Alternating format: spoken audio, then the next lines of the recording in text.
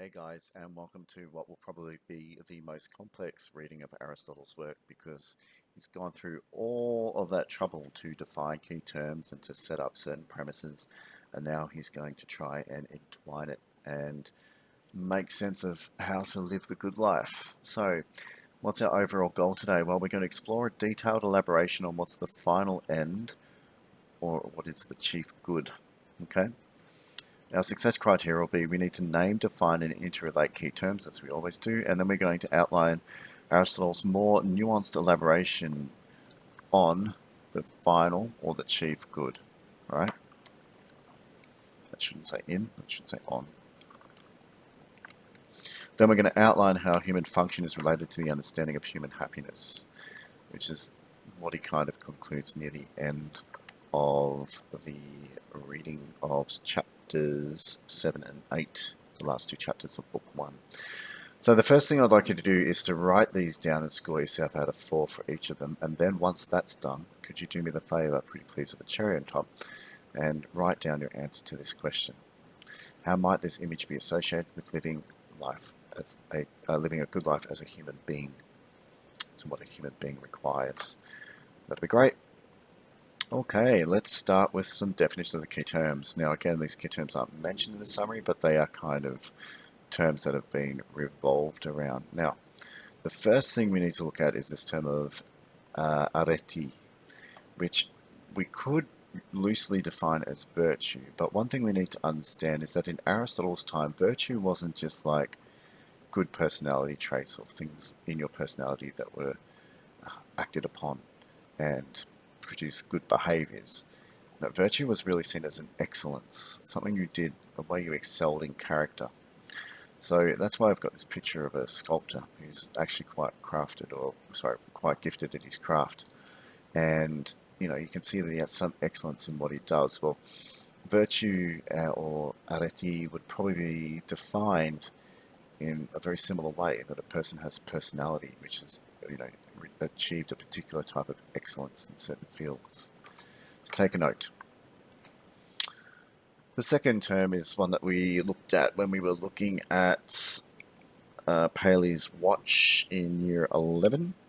We looked at the telos, or the teleological argument. And basically it means that everything has a particular predetermined end, or an end coming along.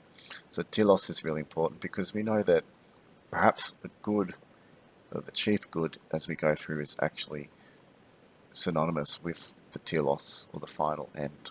Okay, take a note. Alright, so when we start this chapter, we start with Aristotle, who talks about the diversity of ends, diversity of things we try and achieve through the actions we do. And he tries to have a look at what they have in common. And his main argument is the good of each particular end or thing we try and achieve is why we actually do them. It says here, the good of each is why all else is done. Okay, so the ultimate common thing that these ends try to achieve, that we all try and pursue, is because they in some way provide us with something good. Take a note.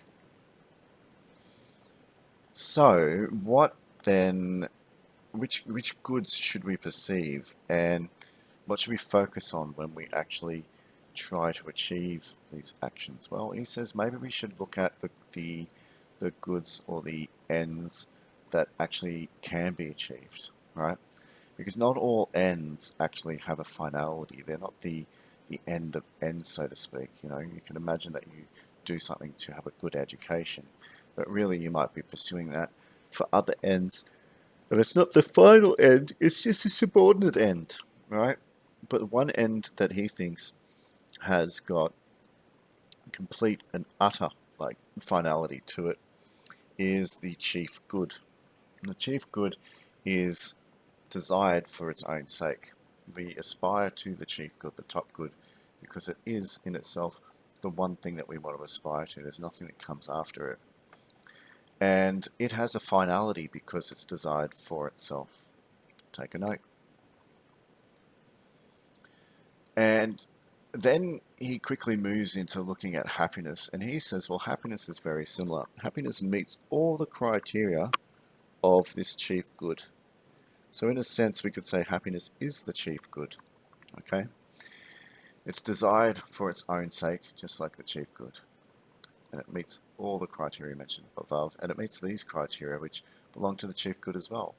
It's the end of an action. It's the thing that we want to achieve most of all. It's the most desirable. It's completely self-sufficient, and it doesn't lack anything. So it must be in some ways final. It doesn't need to be completed by a more dominant good. Take a note. So then Aristotle acknowledges that he's talked about the criteria, but these criteria tell us very little about the nature of happiness and what it is.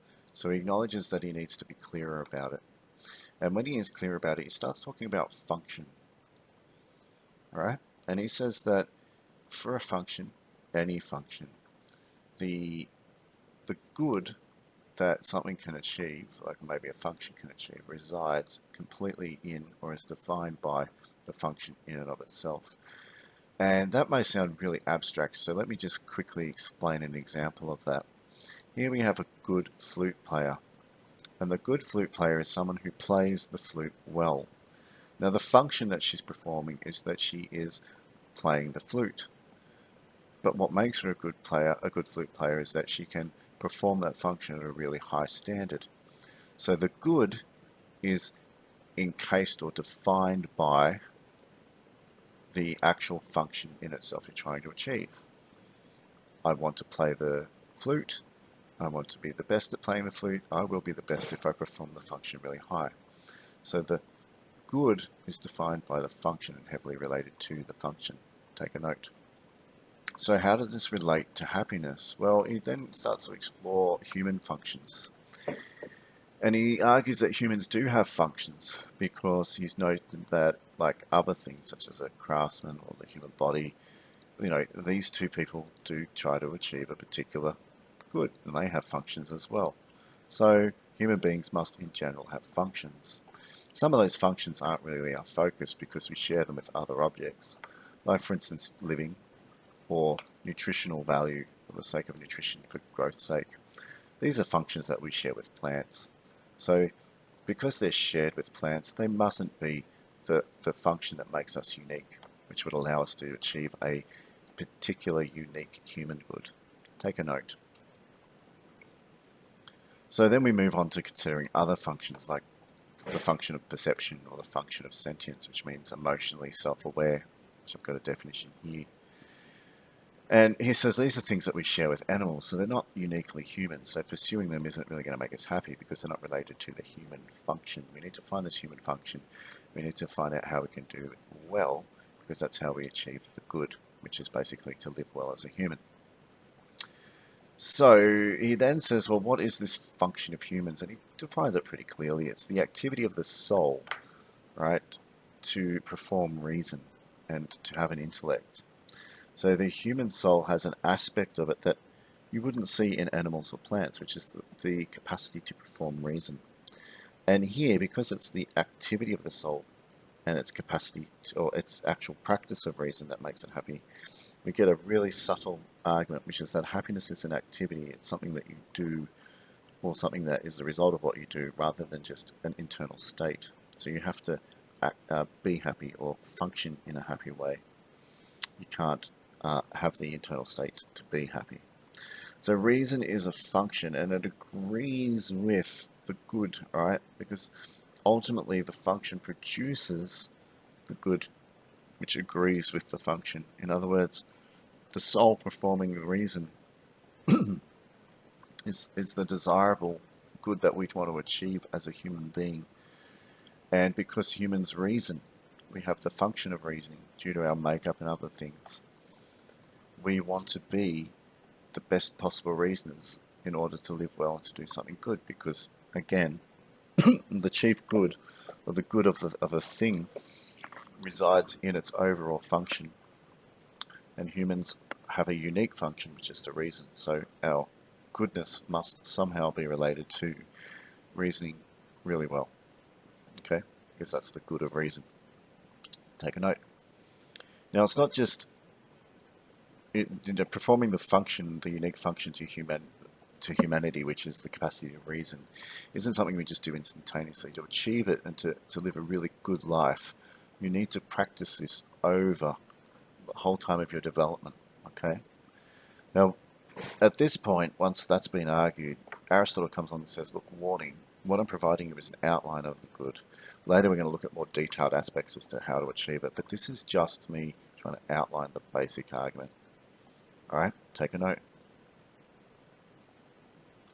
He then says we should examine what it is, what is living well or performing this function of reason in a way that actually allows us, or what is it about our human functions and our human good that allows us to, what's the word I'm looking for, that would be agreed upon across many perspectives from many different people. And he says, well, when you look at goods, particularly when they relate to human beings, we've got one which is related to the external, where there's an external good provided. There are bodies, the body requires its own particular type of good, and then there are the goods of the soul, the things that the soul needs in order to be well. Now, if you're really clever about this, you should know that it's implied that the function of the soul determines what the good of the soul would be. And that's why you could easily say that these are proper, true goods, because obviously the unique aspect of the soul is its capacity to reason. All right. So therefore, happiness and good resolve in the capacity of the soul to function in its unique way. Take a note. And in general, if you were to ask people what they believe or what's their idea of achieving happiness, which is basically the thing that the soul can perform, they would say it's living well and faring well, or doing well. Okay. And happiness, therefore, if you look at this from popular point of view, it might be associated to virtue, might be associated with practical and philosophical reasoning or wisdom, might be associated with pleasure, or might just be associated with good fortune and prosperity. Take a note. But as Aristotle would most likely say, these are just common opinions, and he has to investigate even further. And he says, look, happiness, the idea of the happiness is related to more things than just living well and faring well. It also requires living virtuously. And remember, because someone would perform the action of being virtuous, they would in turn aspire to be even more virtuous, to be the best virtue, because obviously function defines the good. So being virtuous and living a life of virtuous activity is also a component of living the good life. Eudaimonic lives, or lives that actually achieve eudaimonia, are pretty much lives that achieve really good virtue. And he says this totally agrees with the concept of pleasure, because those that are virtuous do really well at being virtuous, so therefore they experience pleasure in virtue. Take a note. Now, virtue and being virtuous, which is an activity, relies highly on having the tools in order to perform that activity. And,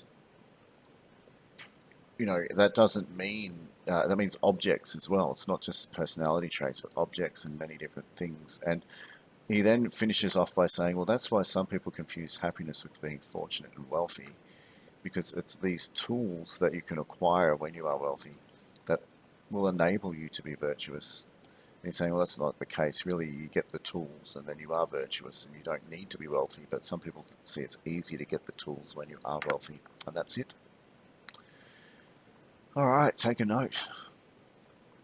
So the point of this is that we needed to name and define and interrelate key terms, which we did. And we looked at the fact that the chief or the final good is good in and of itself, and that happiness would be a final achieved good, or eudaimonia would be a final achieved good. It meets the criteria of what the chief good is. In other words, it's desirable in and of itself. It has a finality of end, but it also has several other aspects to it that make it, the chief good. Let's have a look and see if we can remember what they are. Function. There we go. All right. That's right. That's the most desirable. It's self-sufficient and it lacks nothing. Okay. And then we looked at the fact that the human being has a unique capacity to perform reason. So therefore, that aspect of the soul, and that provides a unique function, and the capacity to exercise reason and apply it to life, living a virtuous life, allows us to um, pursue happiness. And then when you break down the goods that could be acquired through, through human beings trying to pursue happiness, you see they've got external goods, they've got internal body goods, and then they've got goods of the soul. And the soul, therefore, needs to consider what types of difference or what popular opinion is when it comes to achieving the good or the happiness. And we go and we flow down and we realize it's related to living a virtuous life, because virtue is something that can only really occur once one person practices the intellect, which is a unique function related to the soul. In other words, one must contemplate what they need to do. And that's it. That's pretty much the summary. I hope that makes sense. I hope you've taken really good notes, and you could probably see why I've got this man engaging in reason. The reason why that was our APK was because, if function determines the good, then, and human beings have the unique function of performing reason, therefore reasoning well is one of the goods for being a human being, and happiness must be related to it, then you can see quite clearly why this picture is really important. Cheers.